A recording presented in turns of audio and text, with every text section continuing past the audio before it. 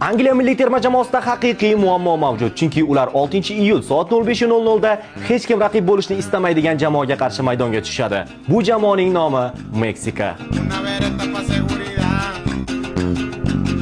4 ta o'yin, 4 ta g'alaba va hali birorta ham gol o'tkazib yuborilmagan. Ishtiyoq va shiddat asosida qurilgan jamoa. Hozirgacha ular mukammal o'yin ko'rsatishdi va ularga qarshi o'ynash har qanday jamoa uchun eng qiyin sinovlardan biri bo'ladi. Lekin shuni ta'kidlashimiz kerakki, bu uchrashuv Estadio Aztecada bo'lib o'tadi. Bu Meksikaning shunchaki uy stadioni emas, bu ularning haqiqiy qal'asi.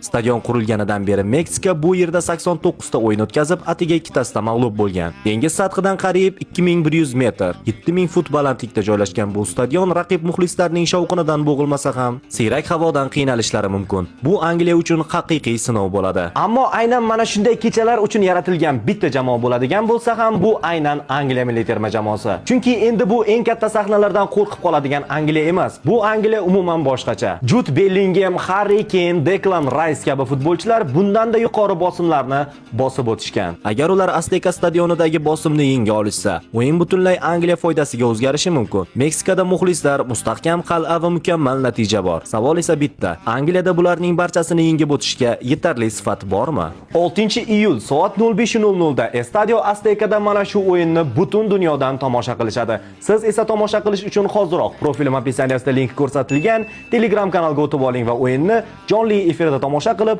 o'z jamoangizni qo'llab-quvvatlang.